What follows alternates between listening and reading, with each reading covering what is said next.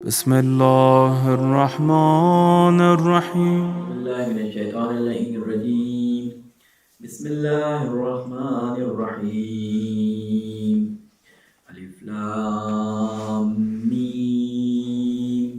الله لا إله إلا هو الحي القيوم. نزل عليك الكتاب بالحق مصدقا لما بين يديه وأنزل التوراة والإنجيل من قبل هدى للناس وأنزل الفرقان. إن الذين كفروا بآيات الله لهم عذاب شديد والله عزيز ذو انتقام.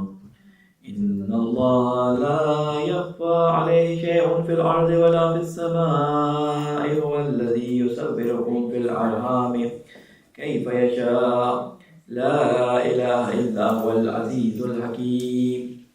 هو الذي أنزل عليك الكتاب منه آيات محكمات هن أم الكتاب وأخر متشابهات. فأما الذين في قلوبهم زيغ فيتبعون ما تشابه منه ابتغاء الفتنة وابتغاء تأويله وما يعلم تأويله إلا الله. والراسخون في العلم يقولون آمنا به كل من عند ربنا وما يذكر إلا أولو الألباب. ربنا لا تزغ قلوبنا بعد إذ هديتنا وهب لنا من لدنك رحمة إنك أنت الوهاب. ربنا إنك جامع الناس ليوم لا ريب فيه إن الله لا يخلف الميعاد.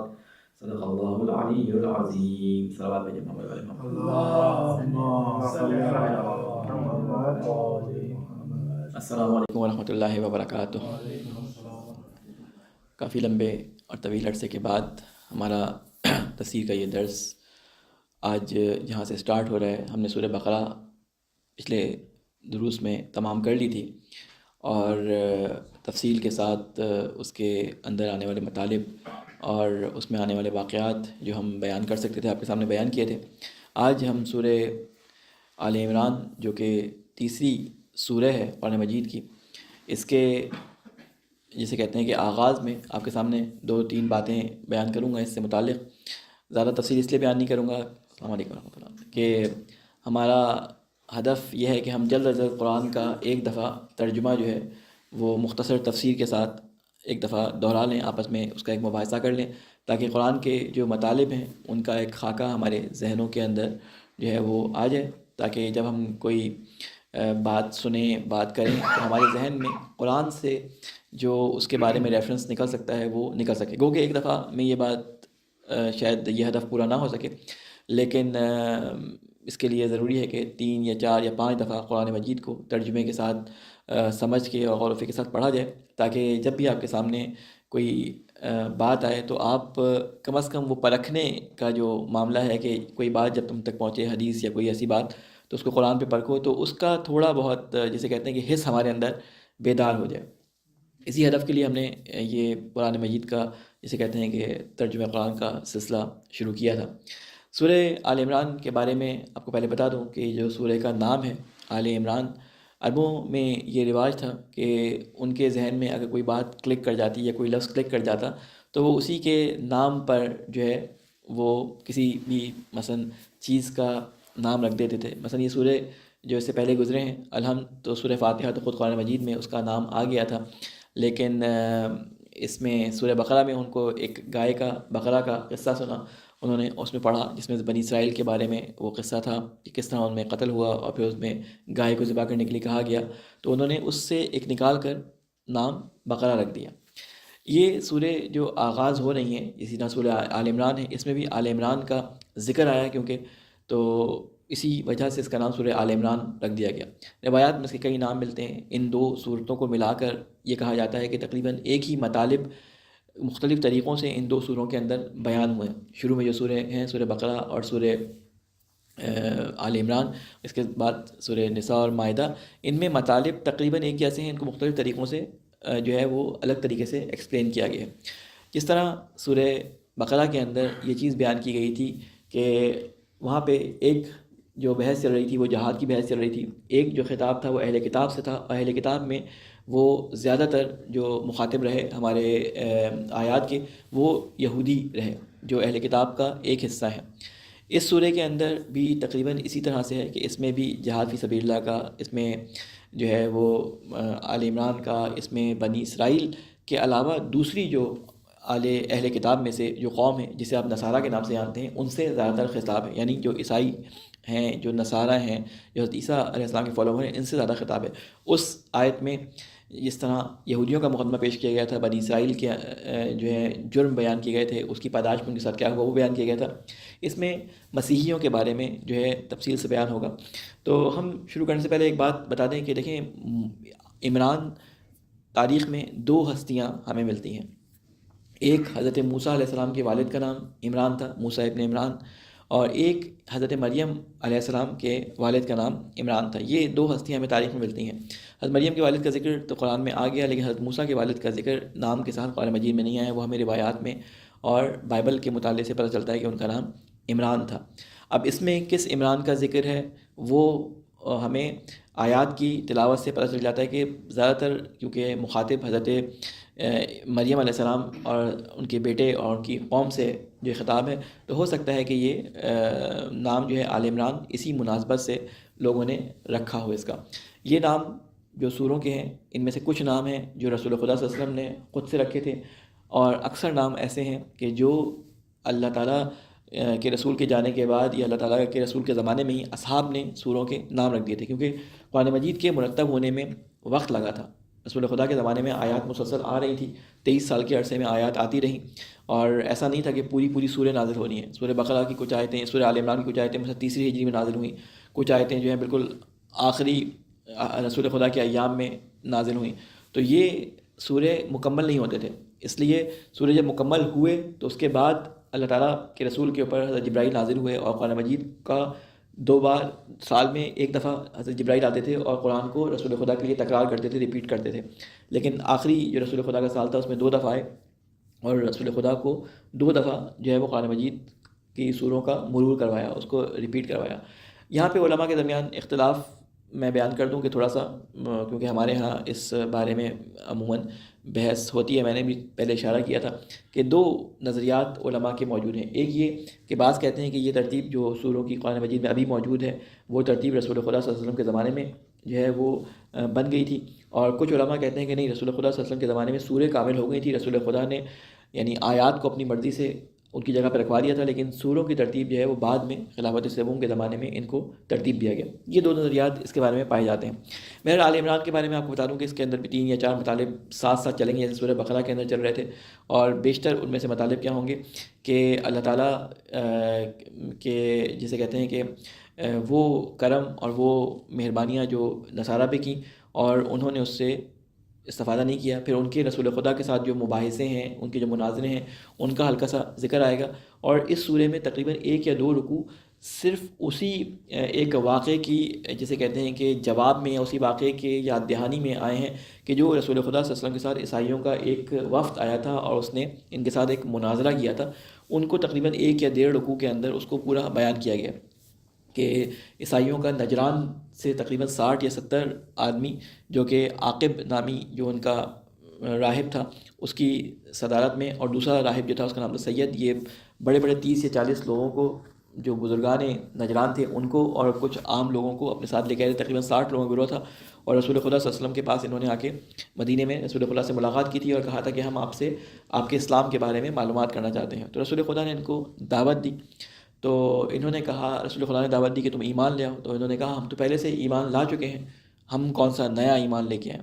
یہ اس کی شان نزول میں یہ واقعات جہاں بہت سارے نقل ہیں ان میں سے ایک واقعہ یہ نقل ہے، تو کہتے ہیں کہ ہم تو ایمان لا چکے، تو انہوں نے کہا کہ تم کیسے ایمان لائے جبکہ تمہاری حالت جو ہے، تمہارا عمل جو ہے تمہارے ایمان کے خلاف ہے۔ تو انہوں نے کہا کیا ہمارا عمل خلاف ہے؟ تو کہا کہ تم حضرت عیسیٰ علیہ السلام کو اللہ کا بیٹا مانتے ہو، تم جو ہے وہ سور کا گوشت کھاتے ہو، تم جو ہے بہت سارے کام رسول خدا نے گنوائے۔ تو کہا کہ یہ تو رسول خدا فرماتے ہیں کہ یہ تو تمہارے رسول، تمہارے نبی کی کتاب میں نہیں تھا، تو وہ خاموش ہو گئے۔ تو انہوں نے کہا کہ تم اللہ کا بیٹا مانتے ہو عیسیٰ کو؟ تو انہوں نے کہا ہاں اللہ کا بیٹا مانتے ہیں، اگر نہ مانیں تو کیا کریں؟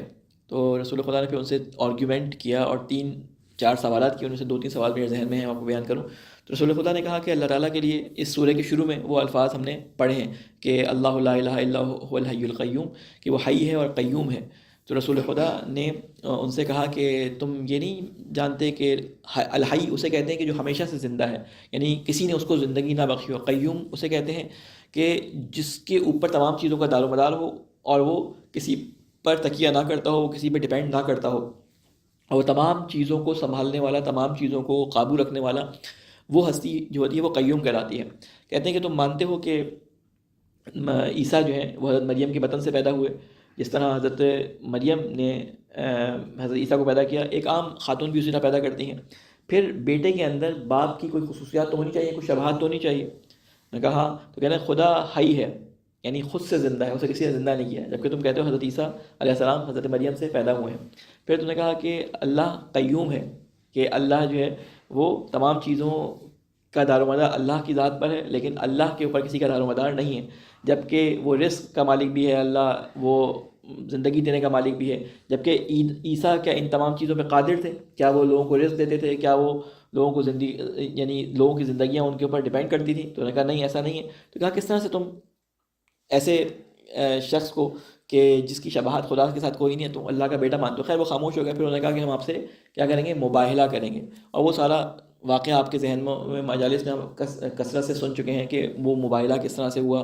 وہ آئے اور پھر رسول خدا صلی اللہ علیہ وسلم اپنے اہل بیت کو لے کے گئے، اور وہ جو ہے وہ دعا کرنے کے لیے کہا کہ جو جھوٹے ہوں گے ان پہ خدا کی لعنت ہو، لیکن وہ مباہلہ ملتوی ہو گیا، ان لوگ ملتوی کیا کینسل ہو گیا، اور ان لوگوں نے جب دیکھا کہ ایسے ہستیاں آ رہی ہیں تو انہوں نے مباہلے سے انکار کر دیا۔ تو یہ تقریباً وہی واقعہ ہے جس کے بعد یہ سورہ نازل ہونی شروع ہوئی ہے۔ ہم شروع کرتے ہیں بسم اللہ الرحمن الرحیم۔ الف لام میم۔ سب سے پہلے حروف مقطعات کے بارے میں نے سورہ بقرہ میں تفصیل سے اس کے بارے میں بتایا تھا، مختصراً یہاں پہ آپ کو بتا دوں کہ الف لام میم یا الف لام میم صاد یا الف لام را، یہ تمام جو الفاظ شروع میں حروف مقطعات کے نام سے آتے ہیں، مقطعات کہتے ہیں قطع قطع، ٹوٹے ہوئے، بریک الفاظ، ان کو ملا کر نہیں پڑھا جاتا۔ جو لفظ کی ساؤنڈ ہوتی ہے نا اس ساؤنڈ کے ساتھ اس کو پڑھا جاتا ہے۔ جیسے الف لام میم کو علم نہیں پڑھا جاتا، الف کو الف، لام کو لام اور میم کو میم، ان کو الگ الگ توڑ توڑ کے پڑھا جاتا ہے۔ ان کے بارے میں بعض علماء کا خیال ہے کہ یہ سوروں کے نام ہیں، اور جب کسی چیز کا نام رکھ دیا جاتا ہے تو اس کے مطلب پہ زیادہ توجہ نہیں کی جاتی، یعنی بس یہ نام ہے، اس کا نام ہے۔ پھر سورہ بقرہ جیسے نام ہے تو اب بقرہ کے معنی پہ زیادہ توجہ نہیں کی جاتی، بس سورہ کا نام رکھ دیا۔ اور جب کسی چیز کا نام آپ نے مثلا زمین کا نام زمین رکھ دیا تو آپ زمین کے معنی پہ آپ توجہ نہیں کرتے، آپ نام کے ذریعے کی چیز کو پہچان جاتے ہیں۔ تو بعض علماء کہتے ہیں کہ یہ سوروں کے نام ہیں، اور تقریباً حروف تہجی جو الفابیٹس ہیں وہ 28 ہیں عربی زبان کے اندر، اس میں حروف مقطعات کے اندر 14 الفابیٹس استعمال ہوئے ہیں۔ تو بہرحال اس کے بارے میں ایک نظر یہ بھی ہے کہ یہ اللہ اور اس کے رسول کے درمیان ایک کوڈ ورڈز ہیں، یا یوں کہہ لیں کہ ایک ایسا رابطہ ہے کہ جس کے ذریعے سے اللہ تعالیٰ اپنے رسول کو کوئی خفیہ پیغام یا کوئی خاص پیغام دیتا ہے۔ اس کے بارے میں تیسری نظر ایک یہ بھی ہے، کہتے ہیں کہ اس کے بارے میں جسے کہتے ہیں کہ نظر یہ ہے کہ وہ الفاظ جو اس سورہ کے اندر بہت زیادہ کثرت سے استعمال ہوتے ہیں ان الفاظ کو شروع میں بیان کر دیا گیا۔ جیسے سورہ نون کے اندر نون کا استعمال بہت زیادہ ہے، سورہ بقرہ کے اندر الف لام میم کا استعمال بہت زیادہ ہے۔ تو اس طرح کئی لوگوں نے کئی نظریے دیے ہیں، لیکن اس کے بارے میں جتنی بھی نظریات دیے گئے ہیں وہ کوئی حتمی نہیں ہے، کیونکہ ان کے بارے میں کوئی روایات کے اندر اس طرح کی بات نہیں ہے۔ لوگوں نے ابن عباس سے ایک روایت نقل کی ہے کہ الف لام میم سے مراد کیا ہے، ان للہ عالم، اس طرح کر کے کچھ وہ الفاظ ہیں، لیکن وہ کسی نے بھی امت میں کسی نے اس کو ایکسیپٹ نہیں کیا۔ تو بہرحال ان حروف مقطعات سے ہم آگے آتے ہیں۔ اس کے بعد اللہ تعالیٰ فرماتے ہیں اللہ لا الہ الا ہوا، اللہ نہیں ہے کوئی معبود سوائے اس کے۔ اللہ جب بھی کسی سورہ کو شروع کرتا ہے تو سب سے پہلے یا تو وہ قسم کھاتا ہے، یا پھر اپنی وحدانیت کا اعلان کرتا ہے، یا کوئی ایسا موضوع اسٹارٹ کرتا ہے کہ جو لوگوں کے لیے اٹریکٹیو ہو، کیونکہ آپ کو معلوم ہے کہ یہ سورہ اللہ تعالیٰ کے خطبات ہیں، تو ایسا موضوع استعمال کرتا ہے کہ سننے والوں کے لیے اس میں کوئی اٹریکشن ہو۔ تو اللہ تعالیٰ پہلے اپنا تعارف کراتے ہوئے بیان کر رہا ہے اللہ نہیں ہے کوئی معبود سوائے اس کے، الحی القیوم، کہ جو حی ہے اور قائم ہے۔ یہاں پر ایک لفظ میں آپ کے لیے بیان کر لوں، کیونکہ زیادہ اس میں کوئی ایسی راکٹ سائنس نہیں ہے کہ اس میں کوئی بہت مشکل ترجمہ ہو، صرف لفظ قیوم کے بارے میں آپ کے بارے میں بتانا چاہتا ہوں، اس کے بارے میں کہ اس میں جو لفظ آیا ہے قیوم، حی کہتے ہیں وہ جو خود سے زندہ ہو، الف لام کے ساتھ جو آ جائے جس کو کسی نے زندگی نہ بخشی ہو۔ قیوم کے بارے میں کہتے ہیں کہ قیوم وہ کہ جس کے ارادے سے تمام چیزیں قائم ہوں، جس کے ارادے سے تمام چیزیں قائم ہوں، یعنی وہ جب ارادہ کرے اور جب تک ارادہ کرے وہ چیز قائم رہے، اور جب اس کا ارادہ ختم ہو جائے تو وہ چیز ختم ہو جائے۔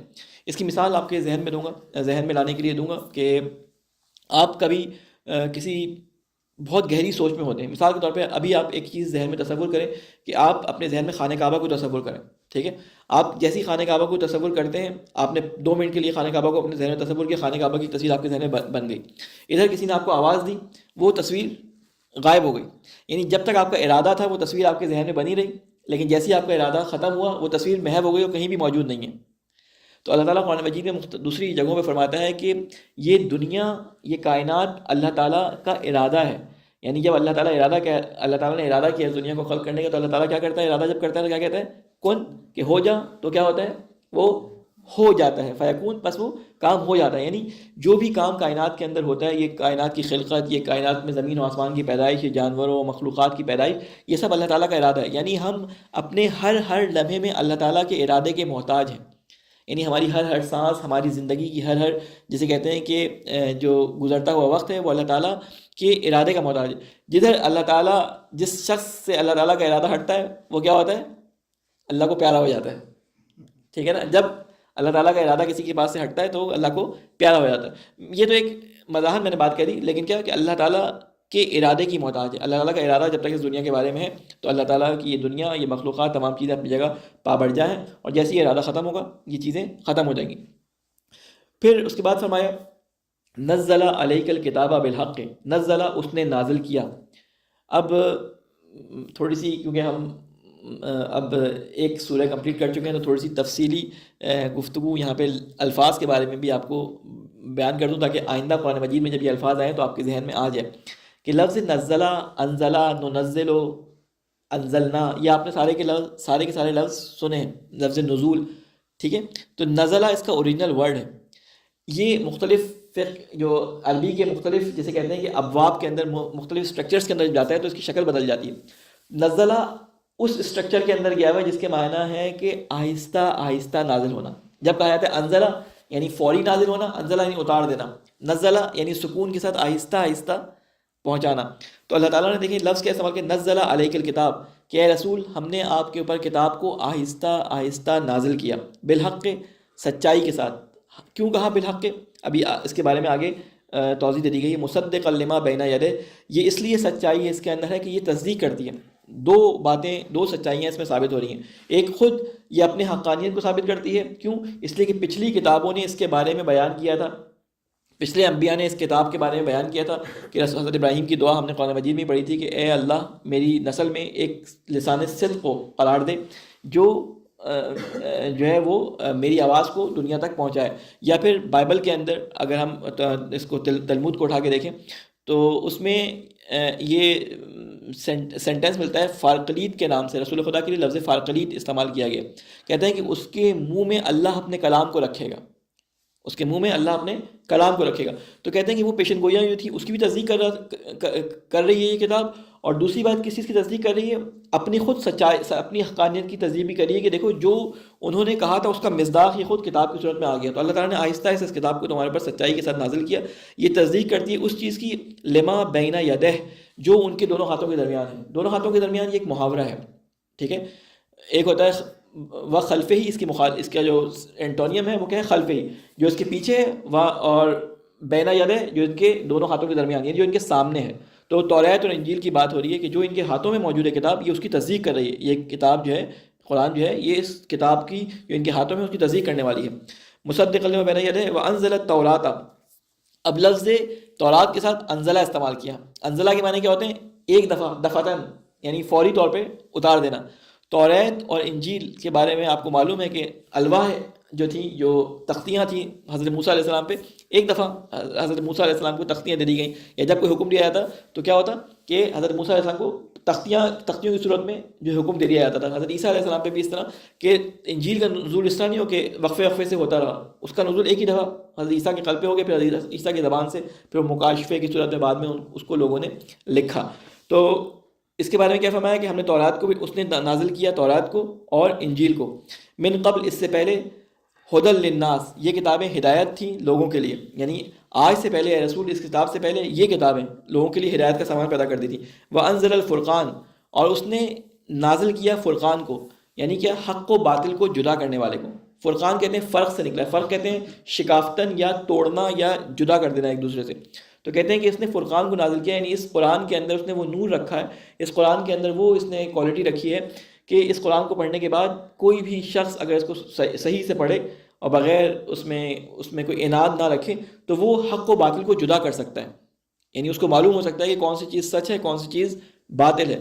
یہودی اور عیسائی بھی جب اس کو پڑھتے تھے تو وہ کہتے تھے قرآن کی باتیں سچی ہیں، لیکن وہ اپنے عناد کی وجہ سے یا اپنے مفاد کی وجہ سے ان باتوں کو نہیں مانتے تھے۔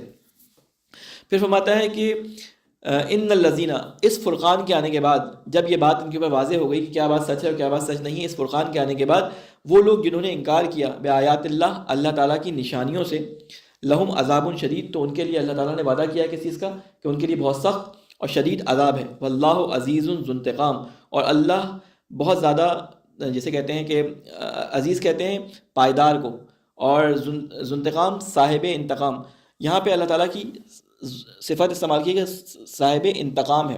ہم بعض دفعہ مسلمان اور یہودی بھی اور عیسائی بھی، تمام اہل کتاب میں یہ ایک بیماری رہی کہ اس نے اللہ تعالیٰ کی ان صفات کو اپنی زندگیوں میں زیادہ بولڈ کر کے رکھا جو ان کے مطلب کی تھیں، مثلا صفت رحمانیت، صفت رحیمیت کو انہوں نے کہا کہ اللہ بہت رحیم ہے، اللہ بہت رحمان ہے، وہ ہمیں معاف کر دے گا، ہم تھوڑے سے گناہ اگر کر بھی دیے تو اللہ تعالیٰ تھوڑے دنوں کے لیے، اسی سورہ کے اندر وہ آئے گا، تھوڑے دنوں کے لیے ہمیں دوزخ میں لے کے جائے گا، ہم جو ہے وہ جنت میں چلے جائیں گے۔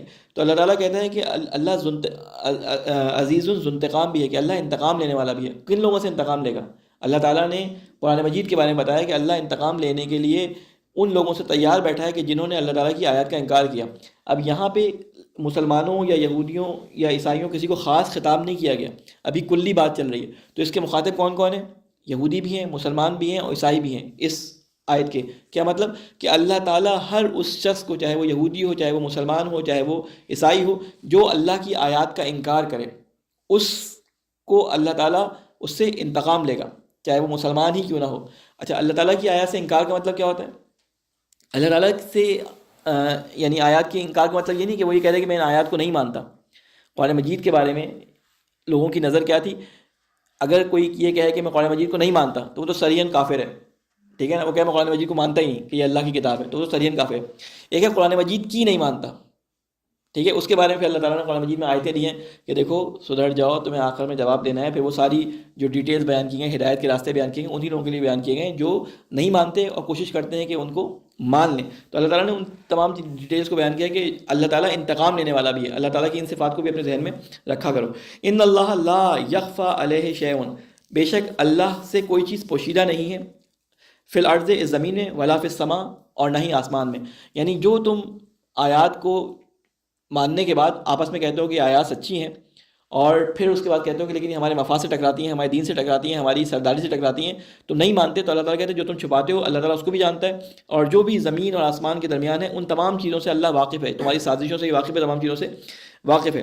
هو الذی یصورکم، وہی ذات ہے کہ جو مصور ہے، جو تصویر بناتا ہے، یصورکم، جو تمہاری نقشہ کشی کرتا ہے، فی الارحام، رحموں میں، کیفا یشاء، جیسے وہ چاہتا ہے، یعنی ماں کے پیٹ میں بچے کی شکل کیسے بنانی ہے یہ اللہ تعالیٰ اس کی مصوری کرتا ہے۔ تو بعض دفعہ لوگ ایک دوسرے کا مذاق اڑاتے ہیں، کوئی کسی کے رنگ کی وجہ سے مذاق اڑاتا ہے، کوئی کسی کے قد کی وجہ سے مذاق اڑاتا ہے، کوئی کسی کی صورت کی وجہ سے مذاق اڑاتا ہے، کوئی کسی کو بدصورت کہتا ہے، کوئی کسی کو خوبصورت کہتا ہے۔ تو یہ سیدھا سیدھا اللہ تعالیٰ کے اوپر جو ہے وہ کرٹیسائز کرنا ہے کہ اللہ تعالیٰ نے کیونکہ یہ مصوری کی ہے، اللہ تعالیٰ نے اس کو بنانے کے بعد انسان کو کہا تھا کہ احسن الخالقین ہوں میں، تو اللہ تعالیٰ پہ کرٹیسائز ہوتا ہے۔ تو لہٰذا اللہ تعالیٰ کے بارے میں کیا فرمایا کہ وہی ذات ہے کہ جو تصویر بناتا ہے، جو تمہاری شکلیں بناتا ہے ماؤں کے رحموں میں۔ اب یہاں پہ علماء کہتے ہیں صرف شکل و صورت مراد نہیں ہے، بلکہ تصویر سے مراد یہ ہے کہ اس کی کلی زندگی کی تصویر، یعنی اس نے رہنا کیسا ہے، اس نے زندگی کیسے گزارنی ہے، اس کا اخلاق کیسا ہوگا، وہ تمام چیزیں اللہ تعالیٰ اس کے اندر ودیت کر دیتا ہے۔ اسے مصور کہا جاتا ہے۔ مصور کا کام یہ صرف نہیں ہوتا کہ تصویر بنا دے، مصور اس کے اندر رنگ بھرتا ہے، اس کو خوبصورت بناتا ہے۔ تو مصور اسے ہی کہتے ہیں، ایک ہوتا ہے عکاس، ایک ہوتا ہے مصور۔ مصور جو رنگ بھر دے اس کے اندر، عکاس ہوتا ہے خالی پکچر لینے والا، ٹھیک ہے، جو تصویر لے لیتا ہے۔ ایک ہوتا ہے مصور جو تصویر بناتا بھی ہے، ایک تخلیق کرتا ہے اور اس کے اندر رنگ بھر کے اس کے اندر جان ڈال دیتا ہے۔ اس کے بعد اللہ تعالیٰ فرماتا ہے کہ لا الہ الا هو العزیز الحکیم، نہیں ہے کوئی معبود سوائے اس کے جو عزیز ہے، یعنی تمام چیزوں پہ غالب ہے، حکیم ہے اور حکمت والا ہے۔ اس کے بعد فرماتا ہے هو الذی انزل علیک الکتاب منہ آیات محکمات۔ یہ جو آیت ہے یہاں پر یہ لمبی آیت ہے اور اس میں دو قرآنک سائنسز کی بڑی امپورٹنٹ بحثیں اس میں بیان کی گئی ہیں، جسے آپ محکم و متشابہ کے نام سے جانتے ہیں، اور قرآن مجید کے بارے میں لوگوں کے نظریات انہی دو آیات پر منحصر ہوتے ہیں۔ بعض لوگ، ابھی میں آیات پڑھوں گا تو آپ کو اندازہ ہو جائے گا، میں پہلے ترجمہ کر دوں پھر اس کے بعد اس کی ڈیٹیلز بتاتا ہوں۔ هو الذی، وہی ذات ہے، انزل علیک الکتاب منہم آیات محکمات، وہی ذات ہے جس نے آپ کے اوپر کتاب کو اتارا جس میں آیات ہیں محکمات، یعنی محکم آیات ہیں، محکم حکم اسی سے نکلا ہے، یعنی جن کے اندر احکام دیے گئے ہیں، وہ آیات جن کا مطلب بہت ہی واضح ہے، جن کا مطلب بالکل کلیئر ہے، جو سنتے ہی فوراً سمجھ آ جائیں، جو اساس ہیں، جو بنیاد ہیں قرآن مجید کی، انہیں آیات محکمات کہتے ہیں۔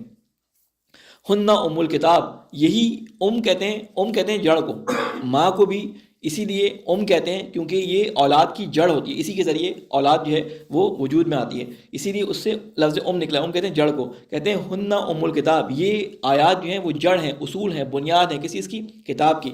و اخر متشابہات، اور دوسری جو اخر یا آخر دوسری کو کہتے ہیں، ایک ہوتا ہے آخر، خے کے نیچے زیر ہوتا ہے، آخر مینز لاسٹ، آخر مینز نیکسٹ، ٹھیک ہے، دو لفظ ایک ہی جیسے ہیں، صرف الفاظ کے جسے کہتے ہیں زیر زبر سے معنی بدل رہے ہیں۔ آخر کے معنی کیا ہوتے ہیں؟ لاسٹ جسے کہتے ہیں، آخر یعنی آخری، اور آخر نیکسٹ پیپل، وآخرین منہم، اور بعد میں آنے والوں میں جو ہے وہ ملحق ہوں گے، ٹھیک ہے، جو سورہ جمعہ میں آپ پڑھتے ہیں۔ تو یہاں پہ لفظ کا استعمال کیا؟ اخر، ٹھیک ہے۔ ایک سوال بھیجیں محمد والے محمد پہ۔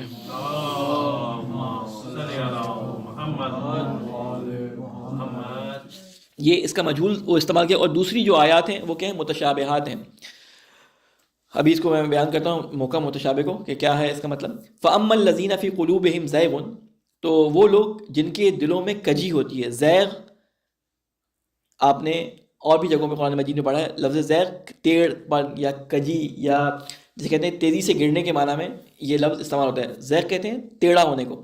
تو کہتے ہیں کہ وہ لوگ جن کے دل ٹیڑھے ہو گئے ہیں، فَيَتَّبِعُونَ، تو وہ کیا کرتے ہیں؟ بس وہ لوگ پیروی کرتے ہیں، ما تشابہ منہ، ان میں سے جو ان آیات میں سے جو متشابہ آیات ہیں ان کی پیروی کرتے ہیں۔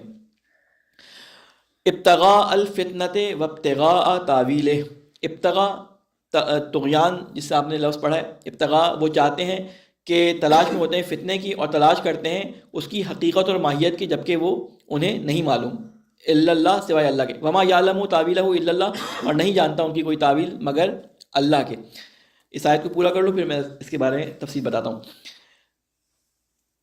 وما یعلم تاویلہ الا اللہ، نہیں جانتا ان آیات کی تعویل مگر اللہ کے۔ والراسخون فی العلم یقولون آمنا بہ، اور وہ لوگ جو علم میں رسوخ رکھتے ہیں، راسخ کہتے ہیں مضبوط کو، رسوخ مضبوطی کو کہتے ہیں، یعنی کہتے ہیں یہ اپنے عقیدے میں راسخ ہے، یعنی اپنے عقیدے میں مضبوط ہے، تو کہتے ہیں وہ راسخون، جو اپنے علم میں مضبوط ہیں، جنہوں نے اپنے علم کو اللہ کے بارے میں مضبوط و پختہ کر لیا، یقولون، وہ کیا کہتے ہیں؟ آمنا بہ، کہ ہم ان محکم متشابہ دونوں پہ ایمان لاتے ہیں۔ کیوں ایمان لاتے ہیں؟ کل من عند ربنا، کیونکہ یہ تمام کی تمام ہمارے پروردگار کی طرف سے ہیں۔ وما یذکر الا اولو الالباب، اور نہیں سمجھتے یہ نقطہ سوائے اہل عقل کے۔ لب کہتے ہیں، لب لباب آپ نے سنا ہے، لب کہتے ہیں خالص عقل کو، یعنی وہ عقل جو صحیح فیصلہ کرتی ہے اسے کہتے ہیں لب، اسی لیے آپ کہتے ہیں کسی بات کو لب لباب بیان کریں۔ لب لباب یعنی جو عقلی فیصلہ، جو عقل کے نتیجے میں، تفکر کے نتیجے میں جو نتیجہ حاصل ہوتا ہے اسے کیا کہتے ہیں؟ لب لباب۔ اب اس کے بارے میں تھوڑا سا میں آپ کو بتا دوں کہ محکم اور متشابہ، محکم کے بارے میں تو واضح ہے کہ وہ آیات کہ جو ایسی واضح ہوتی ہیں کہ جن کے بارے میں سمجھنے میں زیادہ دقت نہیں ہوتی، لیکن متشابہ، اب لفظ تشابہ کہتے ہیں کہ کسی چیز کو اشتباہ میں ڈال دینا، کسی چیز کو جسے کہتے ہیں کہ مغالطے میں ڈال دینا، یعنی اس کے معنی میں تو کوئی قباحت نہیں ہوتی، لیکن اس کے مفہوم اور اس کی حقیقت کو سمجھنے میں جو ہے وہ لوگ دھوکہ کھا جاتے ہیں۔ ایسی آیات کو ہم متشابہ کہتے ہیں۔ اس کی مثال دوں سمجھانے کے لیے محکم متشابہ کی، کہ آپ نے لفظ سنا ہوگا کہ لفظ ہوتا ہے مثلا ید اللہ، جب سورہ کہہ رہا ہوں فتح مکہ ہوئی، فتح مکہ کہہ رہا ہوں صلح حدیبیہ جب ہوئی، تو اللہ تعالیٰ کے نبی نے سب سے بیعت لی، اسے بیعت رضوان بھی کہتے ہیں. اس میں اللہ تعالیٰ کے نبی نے تمام اصحاب کے ہاتھ رکھے اور اس کے اوپر اپنا ہاتھ رکھا.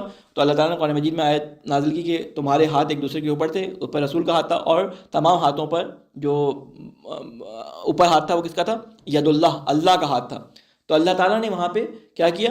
اپنے ہاتھوں کا ذکر کیا. وہ چیز جو ہمیں سمجھ آ سکتی تھی، جو ہمارے ذہنوں کو نزدیک کر سکتی تھی، وہ یہ تھا کہ قدرت اللہ تعالیٰ کی ہے. بعض لوگ جو تشابہ اور متشابہ آیات کے پیچھے جاتے ہیں، انہوں نے کیا کیا؟ اس سے معنی کیا لے لیا کہ اللہ کے نعوذ باللہ ہاتھ ہوتے ہیں، اللہ کو جسم مان لیا. اور یہی بات ان کے ذہنوں میں یہاں تک آ گئی کہ ایک سلوات بھیجیں محمد والے محمد. میں نے ایک ہاں، تو وہ بات یہاں تک ان کے آ گئی کہ انہوں نے اللہ تعالیٰ کے مختلف اعضاء کو لوگوں کی شکل میں ان کے مصداقات بیان کرنے شروع کر دی. اور ہمارے ہاں بھی جو نصیری ہیں انہوں نے کام کرنا کیا شروع کیا؟ انہوں نے کہا کہ عین اللہ کون؟ انہوں نے کہا امام علی علیہ السلام کی ذات. انہوں نے کہا ید اللہ کون؟ کہتے ہیں ید اللہ لسان اللہ. امام علی اس کا مذاق قرار دیا، روایات میں یہ ملتے ہیں. تو انہوں نے کہا جہاں تم جز علی کو خدا مان رہے ہو تو پورا کا پورا خدا کیوں نہیں مان لیتے؟ جب اس کے ہر جز کو تم خدا کا وہ مان رہے ہو تو پورا خدا کیوں نہیں مان لیتے؟ اور وہاں پہ وہ 2 نمبر کا جو بیٹھا ہوتا ہے وہ پیسے لے کے ان کو نعرے لگواتا ہے اور نعرے لگا کے چلے جاتے ہیں اور پورے دین سے ان کو خارج کر دیتا ہے. اللہ تعالیٰ قرآن مجید میں فرماتا ہے سورہ زخرف کے اندر، یا ایھا الذین آمنوا لا یسخروا قوم من قوم عسیٰ ان، ایک سوال بھیجیں محمد والے محمد.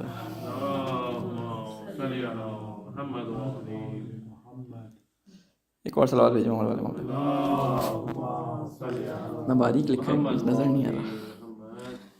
ہاں، اس میں سورہ زخرف کی آیت نمبر 15 ہے. اس میں اللہ تعالیٰ فرماتا ہے وَجَعَلُوا لَهُ مِنْ عِبَادِهِ جُزْءٌ إِنَّ الْإِنسَانَ لَكَفُورٌ مُبِينٌ. کہتے ہیں کہ ان میں سے کچھ لوگ ایسے ہیں جن کے دلوں میں کجی ہے. وہ کیا کام کرتے ہیں؟ وَجَعَلُوا، وہ قرار دیتے ہیں لوگوں کے لیے من عبادہ، اللہ کے بندوں میں سے، جزء، اللہ کا جز. یعنی کسی کو کہہ دیا عین اللہ، کسی کو کہہ دیا ید اللہ، کسی کو فلاں، کسی کو فلاں فلاں. تو کہتے ہیں ان الانسان لکفور مبین، کہ بے شک انسان بہت زیادہ، کفور یعنی صفت مبالغہ ہے، بہت زیادہ انکار کرنے والا، واضح انکار کرنے والا ہے. یعنی کیا انکار کرنے والا ہے؟ یعنی اس حقیقت کا کہ اس کو معلوم ہے کہ اللہ کا کوئی مشابہ نہیں ہے، اللہ تعالیٰ کا کوئی مثل نہیں ہے. وہ کیا کرتا ہے کہ لوگوں کو اس کا مشابہ قرار دے دیتا ہے. تو اللہ تعالیٰ نے قرآن مجید میں صریحاً اس کی مخالفت فرمائی ہے کہ کسی کو بھی اللہ کا جز قرار نہ دیا جائے. اور یہ شرک ہمارے ہاں بعض نصیری کرتے ہیں. بہرحال اس کے علاوہ محکمات کے بارے میں ایک اور چیز آپ کے سامنے بیان کر دوں کہ محکم آیات کے لیے یہ بھی حکم ہے کہ ان کو جو ہے انسان سمجھ جاتا ہے. متشابہ آیات کے معنی میں پرابلم نہیں ہوتی، لیکن ان کی حقیقت کو سمجھنے میں ذرا سی پرابلم ہوتی ہے. ان کی حقیقت کے بارے میں اللہ تعالیٰ نے کہا کہ اس کو کوئی نہیں جانتا. کون جانتا ہے؟ اللہ تعالیٰ قرآن مجید میں کیا فرما رہے ہیں یہاں پہ؟ نہیں، دیکھیں آپ کو یہاں پہ یہی بتانا چاہ رہا ہوں. آپ کو، آپ اگر قرآن مجید آپ کے سامنے کھلا ہوا ہو تو آپ اس میں دیکھیں کہ میم لگا ہوا ہے بیچ میں، نظر آ رہا ہے آپ لوگوں کو؟ تعبیرہ الا اللہ. میم کیا چیز ہوتی ہے؟ وہ جو آیات کے بیچ میں میم لگا ہوتا ہے اس کا مطلب کیا ہوتا ہے؟ وقف لازم، یعنی یہاں پہ ضرور اسٹاپ کرنا ہے. ٹھیک ہے، ہمارے یہاں اس وقف لازم کو اڑا دیا جاتا ہے. ہم یوں پڑھتے ہیں اس آیت کو. ٹھیک ہے، بعض لوگ یہ ہے نظر، ایسا نہیں کہ نظر نہیں ہے، میں بتا رہا ہوں اس کو ایسے پڑھتے ہیں کہ ایک صلوات بھیجیں محمد والے محمد پہ. ہاں، وما یعلم تاویلہ الا اللہ والراسخون فی العلم. اس کو اس طرح سے آیت کو پڑھتے ہیں، یعنی وہاں پہ بریک نہیں کرتے. وہ کہتے ہیں اس کی تعویل کوئی نہیں جانتا مگر اللہ کے اور راسخون فی العلم کے، یعنی جو علم رسوخ رکھتے ہیں ان کے علاوہ اس کی تعویل کوئی نہیں جانتا. جبکہ یہاں پہ وقف لازم ہے کہ نہیں جانتا اس کے بارے میں سوائے اللہ کے کوئی بھی نہیں جانتا. ٹھیک ہے، پھر کیا فرمایا؟ والراسخون فی العلم یقولون، اور جو علم میں، کیونکہ جملہ چل رہا ہے نا یہ، والراسخون فی العلم یقولون آمنا بہ، اور جو علم میں رسوخ رکھتے ہیں وہ کیا کہتے ہیں کہ ہم ان سب پہ ایمان لے کے آ گئے. ٹھیک ہے، تو اس کے بارے میں علماء کی 2 یا 3 نظریں ہیں، میں ان کو بیان کر دوں. بعض لوگ کہتے ہیں کہ اس سے مراد جو ہے راسخون فی العلم کو اللہ نے کچھ علم دیا اور اس کے بارے میں وہ جانتے ہیں. بعض یہ کہتے ہیں کہ یہ جملہ بالکل جدا ہے، اللہ صرف جانتا ہے، اور راسخون علم کہتے ہیں کیونکہ اللہ جانتا ہے، کیونکہ ہم اللہ پہ ایمان رکھتے ہیں اس لیے ہم متشابہات پہ بھی ایمان رکھتے ہیں، محکمات پہ بھی ایمان رکھتے ہیں.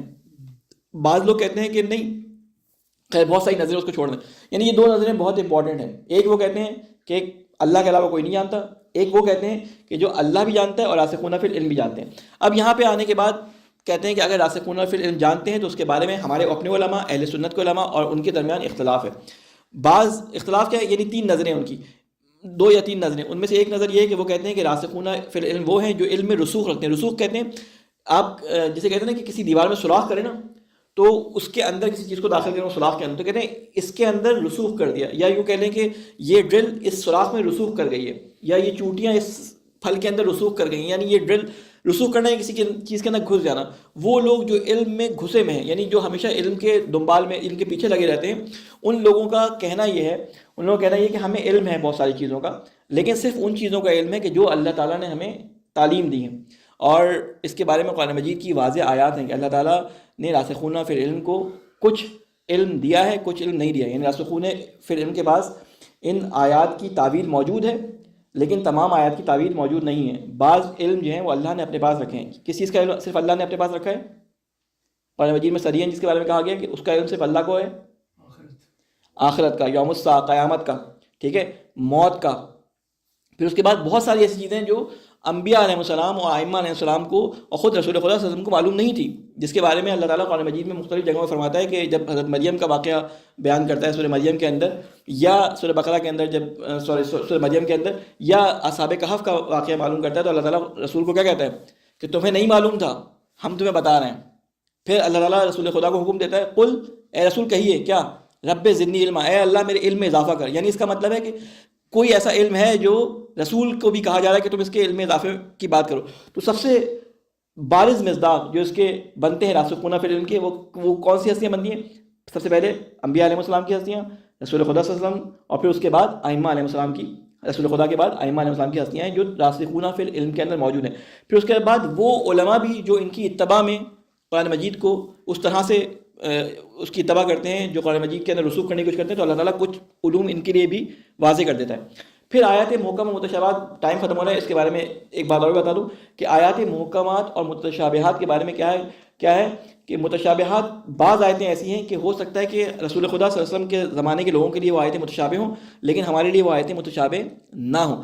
یعنی بعض متشابہات ایسے ہیں جو علم کی ترقی کے ساتھ ساتھ متشابہ نہیں رہے, محکمات میں بدل گئے, ٹھیک ہے. یعنی وہ چیز جو تشبیہ کی صورت میں بیان کی گئی ہو, اس زمانے کے لوگ اس کو نہ سمجھ سکتے ہوں, تو اسے ہم کیا کہتے ہیں, متشابہ, ٹھیک ہے. اور وہ لوگ جن کے دلوں میں فتنہ کینہ ہوتا ہے, وہ کیا کرتے ہیں, وہ متشابہات کے پیچھے جاتے ہیں, اس سے اپنی مطلب کی بات نکالتے ہیں اور ایک فتنہ برپا کر دیتے ہیں. اب ایک مثال دوں اس کی سمجھانے کے لیے کہ اگر آج سے 200 سال پہلے, 200 یا 400 سال پہلے کوئی ہمیں یہ کہتا کہ بغیر تیل کا چراغ, یعنی ایک زمانہ آئے گا اس میں بغیر تیل کا چراغ جلے گا اور اس میں مختلف رنگ پھوٹیں گے, تو اس زمانے کے لوگوں کو یہ بات سمجھ نہیں آتی. لیکن آج جب ٹیلی ویژن ایجاد ہوا, اس میں مختلف کلر آئے اور ایچ ڈی اور پتہ نہیں فلاں جو ہے وہ کوالٹی کے ٹی وی نکل کے آ گئے, تو اب وہ بات ہماری ذہنوں میں آ گئی کہ جو بغیر تیل کا چراغ تھا اس کا مطلب کیا تھا, ٹھیک ہے نا. یہ مثال ایک سمجھانے کے لیے آپ کو کہہ رہا ہوں کہ متشابہ بعض زمانے کے لیے متشابہ ہوتا ہے, بعض زمانہ گزرنے کے بعد وہ چیز محکم ہو جاتی ہے. جیسے امام علی علیہ السلام کی حدیث ہے کہ ٹوٹے ہوئے برتن میں پانی نہ پیو یا کھانا نہ کھاؤ, کیونکہ اس میں کیا ہوتا ہے, شیطان ہوتا ہے, ٹھیک ہے. اس زمانے میں شیطان کے بارے میں پتہ تھا, اس لیے شیطان کا بتایا. اور شیطان کہتے ہیں ہر وہ چیز جو نظر نہ آتی ہو, چھپی ہوئی ہو, ٹھیک ہے. تو آج جب اس پہ ریسرچ کی گئی تو کہا کہ اس کے اندر بیکٹیریاز یا ایسے جراثیم ہوتے ہیں کہ جو آپ کی صحت کے لیے مضر ہوتے ہیں. اگر اس وقت مولا علی جراثیم یا بیکٹیریا کہہ رہے تھے تو ان کو کیا سمجھ آنی تھی, یا مولا علی نے کہہ دیا مجھے آسمان کے راستے زمین کے راستوں سے زیادہ پتہ ہے, تو اس وقت لوگوں نے نہیں پوچھا کہ آسمان پہ کون سے راستے ہوتے ہیں. آج پتہ چل گیا آسمان کے راستے ہوتے ہیں. سوال بھیجے محمد والے محمد.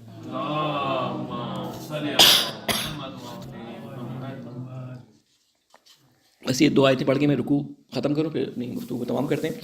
پھر اس کے بعد اللہ تعالیٰ اس میں یہاں تک میرے خیال بات واضح ہو گئی. بہت ساری اس میں اور بھی باتیں تھیں, لیکن اب مزید اس کو میں بیان نہیں کرا. اگر کسی کو سوال ہو تو بعد میں وہ پوچھ سکتا ہے. اس کے بعد یہ لوگ جو راسخون فی العلم ہوتے ہیں وہ کہتے کیا ہیں, وہ کہتے ہیں کہ ربنا لا تزغ قلوبنا, اے پروردگار تو ہمارے دلوں کو ٹیڑھا نہ کرنا. یہ ساری بات کس کے بعد کہی جا رہی ہے؟ یعنی یہ محکمات اور متشابہات پر جس کے بارے میں اللہ تعالیٰ نے کہا تھا کہ جن کے دلوں میں ٹیڑھ ہوتی ہے وہ ان کے اندر سے اپنے معنی نکال کر جو ہے فتنے برپا کرتے ہیں.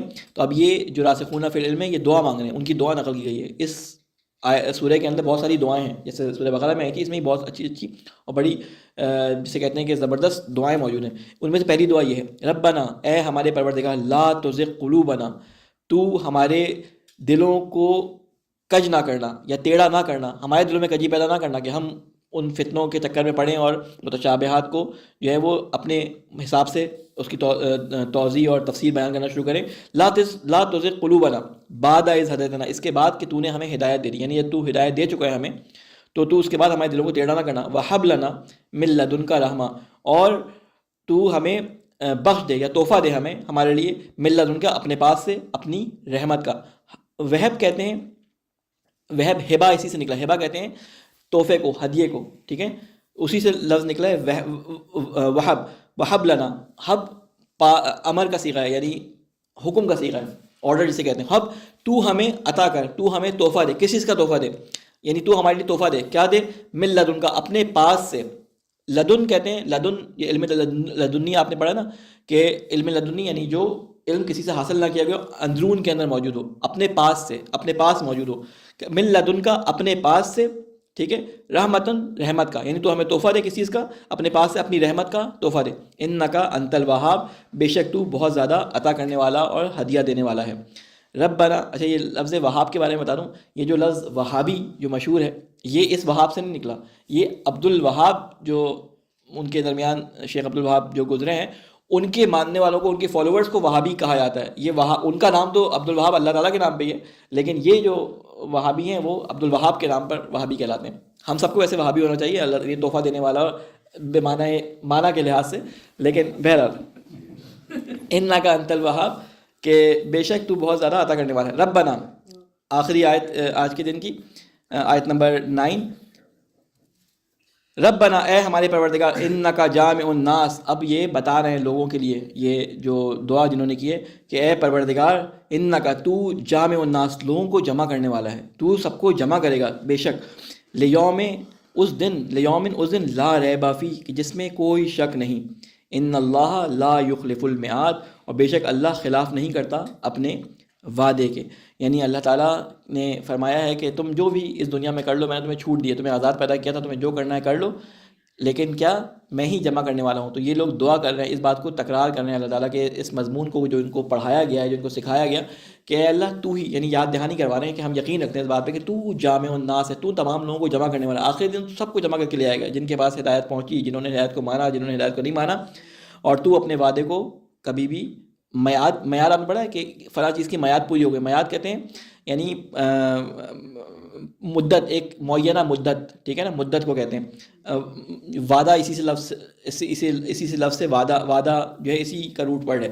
تو کہتے ہیں کہ اللہ تعالیٰ خلاف نہیں کرتا اس چیز کے جو اس نے وعدہ کیا ہے۔ اللہ تعالیٰ نے وعدہ کیا کیا ہے، وعد الذین، مختلف جگہوں پہ وعد الذین کو آپ سرچ کریں تو اللہ تعالیٰ کے بہت سارے وعدے آپ کو نظر آئیں گے کہ اللہ تعالیٰ کن سے انتقام لے گا، کن پر اپنی رحمت کرے گا، کن کو جو ہے وہ قیامت میں رسوا کرے گا، کن کو جو ہے قیامت میں مثلا رسولوں کی ہمراہی قرار دے گا۔ وعد اللہ کے نام سے بہت سارے وعد اللہ کے ساتھ آیتیں ہیں، آپ وعد اللہ سرچ کریں گے قرآن میں تو آپ کو نظر آ جائے گا۔ اللہم صلی علی محمد وعلی محمد، اے اللہ تجھے واسطہ ہے محمد والے محمد کا اس قرآن کو سمجھنے اور اس پہ عمل کرنے کی ہمیں توفیق عطا فرما۔ اے اللہ تجھے واسطہ ہے محمد والے محمد کا قرآن کے مطالب کو ہمارے لیے آسان فرما۔ اے اللہ جس کام کو ہم نے شروع کیا ہے اس کو تکمیل تک پہنچانے کی ہمیں توفیق عطا فرما۔ اے اللہ تجھے واسطہ ہے محمد والے محمد کا کہ جہاں جہاں مسلمانوں پہ ظلم ہو رہے ہیں، خصوصاً فلسطین کے اندر جو ظلم ہو رہے ہیں، اے اللہ ان مظلوموں کی حمایت فرما۔ اے اللہ ہمارے دلوں کو ان کے لیے نرم فرما۔ اے اللہ ہم سے جو مدد ہو سکے ان کی مدد کرنے کی ہمیں توفیق عطا فرما۔ اے اللہ تجھے واسطہ ہے محمد والے محمد کا جو مرحومین اس دنیا سے جا چکے ہیں ان کی قبروں پر اپنی رحمت نازل فرما۔ اے اللہ تجھے واسطہ ہے محمد والے محمد کا ہمارے جو گناہ کبیرہ اور صغیرہ جو ہم نے نادانی میں جو جان بوجھ کے کیے ہیں ان سب کو معاف فرما۔ اے اللہ تجھے واسطہ ہے محمد والے محمد کا ہمارے علماء کرام کی حفاظت فرما۔ اے اللہ ان مجاہدین کی حفاظت فرما جو راہ حق میں اور اللہ تعالیٰ کے راستے میں جنگ کر رہے ہیں۔ اے اللہ تجھے واسطہ ہے محمد والے محمد کا ہمارے امام کی حفاظت فرما، ہمیں ان کو ناصر و اعوان میں شامل فرما۔ ربنا تقبل منا انک انت السمیع العلیم برحمتک یا ارحم الراحمین۔